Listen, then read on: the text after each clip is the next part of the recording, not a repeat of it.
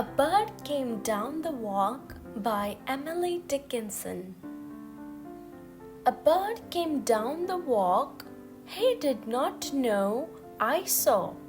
He bit an angel worm in halves and ate the fellow raw. And then he drank a dew from an convenient glass and then hopped sidewise to the wall to let a beetle pass. He glanced with rapid eyes that hurried all abroad. They looked like frightened beads. I thought he stirred his velvet head. Like one in danger, cautious, I offered him a crumb, and he unrolled his feathers and rowed him softer home.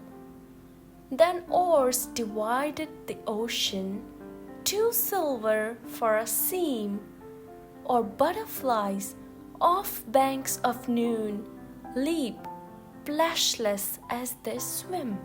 In stanza 1, we learn that the bird is moving freely and naturally, unaware of the poet's presence, and it eats a worm without hesitation.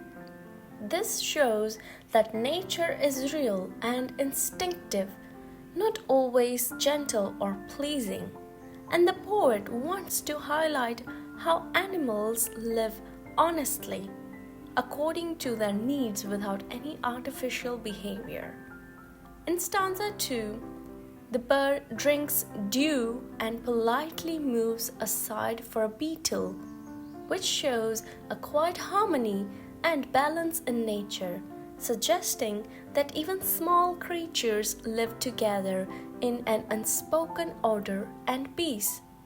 In stanza 3, the bird suddenly becomes alert and fearful, constantly looking around, which shows that life in nature is not only peaceful but also full of caution and survival instincts. The poet wants to express how fear is a natural part of life. In stanza 4, when the poet offers food, the bird flies away, showing that it does not trust humans, and this highlights the distance between humans and nature, suggesting that humans cannot easily become part of the nature world. Finally, in stanza 5, the poet beautifully describes the bird's flight as smooth, silent, and graceful, comparing it to boats and butterflies, which shows the delicate and magical beauty of nature. And the poet wants to convey that such beauty can only be admired, not controlled or possessed by humans.